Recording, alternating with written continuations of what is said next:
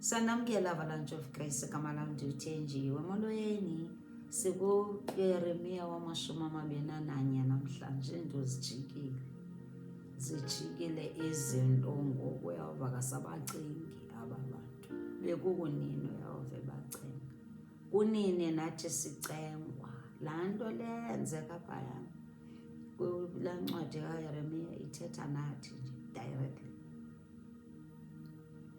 Kunini sicengwa ukuthi masamkeleni uYesu kwangoku siguquke kwindlela esiphila ngazo. Kwangoku siselapha emhlabeni. Lizawufika ixesha apho ngoku kungekho ixesha lokuthi sirepent, ukuthi sijike kwindlela zethu esizihambayo. Masamkeleni uYesu, masijikeni indlela esibona ngayo ubomi bethu kwangoku sisemhlabeni. Utshilo uDeuteronomy 30 watsho verse 19 to 20 watsho wathi masikhethe ubomi, choose life. Masikhethe choice yethu. When we choose life, sikhetha ukuhamba noYehova, sikhetha ukumamela uYehova, sithobele, sibe obedient and humble. Humility nayo izasinceda sekuba conceited, sizibone ngathi thina sazi kakhulu ukudlula uYehova. Sizawubona yabona apha kule chapter 21 akumnandanga kuzaba kubi. Yina kuthi ke nakuwe apho kanye ekhaya indlela lezi ophila ngayo nabantu, abantu baphathe kakuhle ngoba kuzawufika lala ixesha apho abantu bazawudinwa khona, basuke kuwe kanti ngokhe wajika indlela ophatha ngayo abantu. These are lessons eziza kuthi directly. Thetha kakhulu nasiye siqale verse 1. I-heading yayo ithi uThixo ukaba isicelo sikaZedekhiya. uZedekhiya ngokungani waseJerusalem, ngomnye wabakumkani kudala uYeremiya esiya kubo, esiya kwezi ndawo zabo, baske bangamfuni ukumamela, bambethe, bambize ngamagama, bemzonda. Ngoku namhlanje ubona into ukuthi makahambe aye kuYeremiya. Nalapha eShure wathi njena makakatswe uLukhosi ebethe izolo makakatswe uYeremiya. Yakhumbula naye namhlanje usegroupini, ngomnye wabantu abathunywayo uba mabahambe bayocenga uYeremiya ukuthi Yeremiya ayothandaza uThixo wakho asixolele, siyahlaselwa ngokuzintshaba.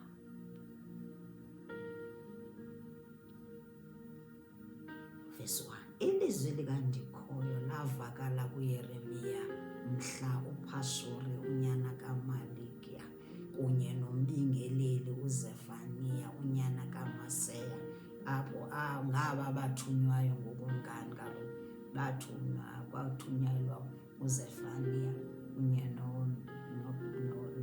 noPhashuri, bethunywa ngokumkani uZedekhiya. Verse 2. Besithi kuwe khawusibuzele kuNdikhoyo kaloku kumkani uNebukadnezari waseBhabheli uze kulwa nathi. Athi khawusincede siyahlaselwa. Mhlawumbi angabuya enze imimangaliso uNdikhoyo. Bamazi ngokuthi nje unguye onokwenza imimangaliso. Yabona ukuthi xa sisenza izono, xa sisenza izinto esizaziyo ukuthi uYehova akazifuni, sube sisenza sizazi ukuba njena nguye yedwa ozawusinceda. Sube yonke le nto oyenzayo uyamazi uYehova nguye ozokunceda. Ngoku lindeni, masingalindeni size sibe kwikhuko lokufa kuze sizojika iimpilo zethu. Silindeni esibuyele kuYehova, masibuyeleni kuYehova. Ilizwe lethu Afrika asibuyeleni. Families zaseAfrika, South Africa, masibuyeleni. bayamazi uba nguye ngoku nemimangaliso, bathi angabuya enze imimangaliso, bayayazi imimangaliso yakho. Bathi njengaphambili angayenza imimangaliso, simbone selegoduka nomkhosi wakhe uNebukadnezar. Yehova watsho wathi njena uzabanikela kwiintshaba zabo. Nathi ke Afrika, South Africa, uyehova uzosinikela kwiintshaba zethu. Ilizwe nelizwe, nomntu unotshaba. Not everyone ohappy ngawo. Not everybody ohappy ngeSouth Africa. Not everybody ohappy ngelizwe. Nayiphi na eAfrika, i-country yakho ibizi. I-country yakho ineentshaba zayo. Masibuyeleni kuYehova yo.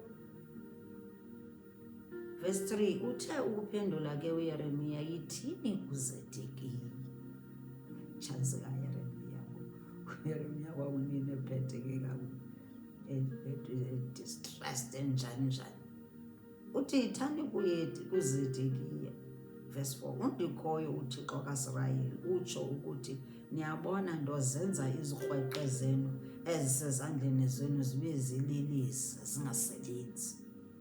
Nditsho nilwa ngazo ukungani waseBhabheli namakhaledi anengqingayo. Ewe wona asengaphandle kwendonga, ngoku kodwa ndiza kuwahlanganisela esazulwini sesi sixeko. Athi basengaphandle ndizabenza ukuthi bangene ngaphakathi. Utsho Yehova.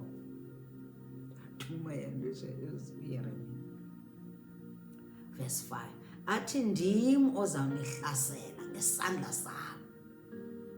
Tsho njalo undikhoyo. Uthi ngobaxelela Yeremiya ukuba ndim ozabahlasela ngesandla sam esinamandla nengalo yam eyomeleleyo, ndiqhutywa ngumsindo nengqumbo noburhalarhume obukhulu. Bekukunina abantu Yehova ezithoba, ethumela befundise nakuthi, ethumela abantwana bakhe ukuthi basishunyayezwe thina silibeleli ilizwe. uJames 4 verse 4 itsho uthi njena ukuthi nansi, a friend with the world is enmity with God. Ubuhlobo nehlabathi bubutshaba noYehova. Uzifunde le ncwadi kaJames. Inensi into esinoyifunda. Sijike masukeni kwelizwe, into ezibesikopha izinto ezenziwa lilizwe. Asibuyeleni kuYehova, sisuke singabizwa friends zelizwe. Sitsho James uyasifundisa ukuthi nje xa singabahlobo belizwe sizintshaba zikaYehova. Naba ngoku naye elithinjweni ngoku uYehova uthi ngokuza ngengqumbo yakhe. Verse 6, bonke abemi besi sixeko ndiza kubahlisela isibetho sesifo esibulalayo, nditsho abantu kunye nemfuyo yabo. Ndizohlisa izifo, baza kufa. 7, akumnandanga. 7, nguwo lo umlomo kandikhoyo. Emva koko amasalela asindileyo, kubhubhane nekrele nendlala, ukumkani uZedekhiya namaphakathi akhe kunye nabantu besi sixeko ndiza kubanikela esandleni sokumkani uNebukadnezar waseBhabheli nakwiintshaba ezifuna ukubabulala. Yena uza kubangena ngekrele engenalusizi nanceba naluvelwano. Athi ndizabanikela phaya bayofela phaya, yena la kumkani uZedekhiya benganimameli. Uyabona le nto leyo with families zabo, children and all, aba innocent abengenzanga nto, namakhosikazi wabo abafake ezingxakini. Ngaphezu koko baxelele, verse 8, baxelele aba bantu utsho undikhoyo ukuthi khethani phakathi kokufa nokuphila. Verse 9, lowo uhlala kwesi sixeko uyakufa likrele nayindlala nangubhubhane, kodwa lowo uphumela ngaphandle azilahlele kumakhaledi anengqingileyo uyakusinda ekufeni. Yabona ke ngoku sekufuneka obedience. Sekufuneke bazithobe ngoba mmamelweyo.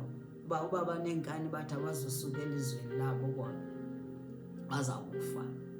Kodwa xa bezinikela ezintshabeni zabo baye eluthinjweni bahambe baphume kwelaa lizwe Yehova owabanika lona, abaliphatha kakuhle, balibala kukhonza abanye uThixo. Masikhumbule into yokuthi uYehova ayingoYehova oqala, nakuthi ke ayisinguye oqalayo. Xa sijonga iimpilo zethu zisenzeka le nale, ayinguye, sithi abaqalile. Nabo aba bantu besinayo itshansi, ubonayo itshansi yokuguquka. Yiyo loo nto sithetha kakhulu le nto ukuthi njena masiguqukeni, singazenzi ngathi thina sinazona. Thina singalingi sizenze singathi asinasona, senza ngato. Siloko sikhomba omunye umntu sithi hayi ngabazali bethu kudala babhubha ngelo xesha, hayi ngabo. Play your role, yenza leyo, sondela kuYehova nayo le exakile. Ngithi wenze njani? Guquke, repent. Injalo le injalo exactly. Zange ndiyazi le nto kodwa malifunde kuyincwadi kaYeremiya. Hey, kanti izosifundisa, izosivuselela, uthetha nathi, uthetha ngeziscripture, uthetha nathi kaloku. Uyawuva uthetha nathi ngeziscriptures, uthetha ngelizwi, ungethi ungulizwi.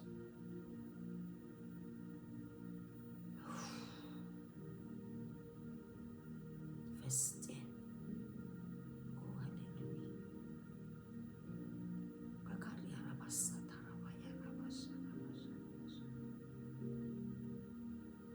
Siku-verse 10. Esi sixeko ndizimisele ukusizisela ububi, hayi ubuhle, tsho uYehova. Lowo ngumlomo kandikhoyo, ndosinikele esandleni sokungani waseBhabhile, aze yena azitshabalalise ngomlilo. Ithi kwindlu yokumngani wakwaYuda nali lizwi likandikhoyo, kuni nina bendlu kaDavide, mbikeleni indlebe ondikhoyo, uthi mihla le gwebani ngobulungisa, okhuthazwayo nimsindise. Kuba bandizile hleze ugqabhuke umsindo wam, uvuthe okomlilo, ndibe lugcwabevu ndinganqandeki. Akasanqandeki nyhani ngenxa yenkohlakalo eniyenzileyo yoyokhonza esithixo. Bamonile, wabakhupha kakuhle elikhosi eyiphuthi bugqileni, bukhobukeni ngokuba mjikelo. Yiyo loo nto ndithi masifundeni nathi kwezi ndawo sihleli kuzo, emakhayeni wethu, in our families, siphathane kakuhle, ngoba uyazi ixesha apho uzawusala wedwa, uzisole kangoku, kanti wena ubungaphathi abantu kakuhle. Double-mindedness.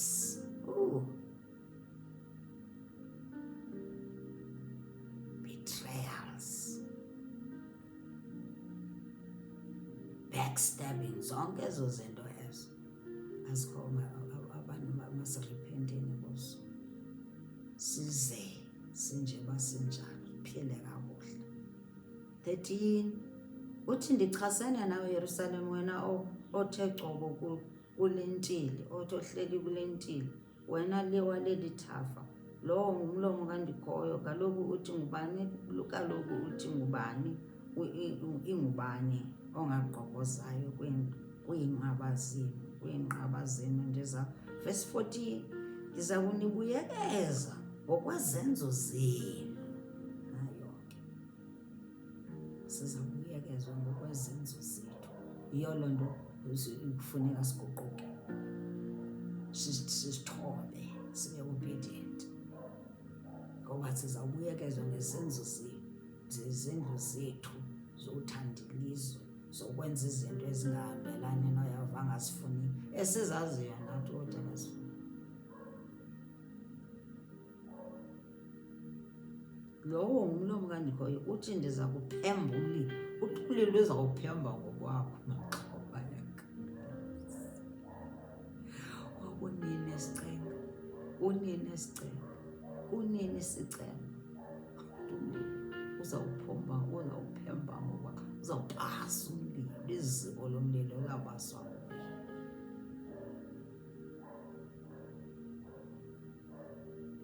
Uthi undumekeke kuloo mahlala,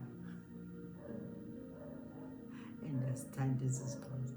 Hayi ukuthi uzawuphemba laa mlilo and uzawuntumekeka enwenje xa balayite khona uzawutsha ihlathi sisithiki se-matches.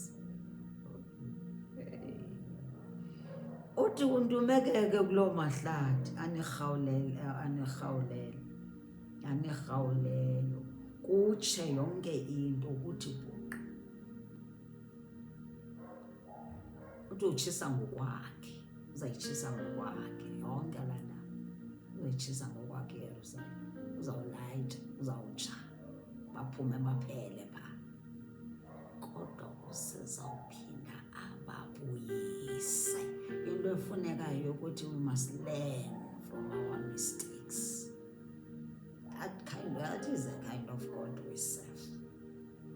Ukuthi upatient with us, ufuthi ufuna sijike izinto, indlela esenza ngayo nendlela simhloniphe, simamele yena. Nguye kaloku umenzi wezulu nomhlaba, nguye osidalileyo. Xa ke ngoku singafuni, uzawubhasa umlilo ngokwakhe, untumekeke kutshe konke impilo zethu. Masibuyeleni kuyehova, masibuyeleni asibuyeleni kuyehova. Yi-warning le, incwadi kaYeremiya ize yona warning.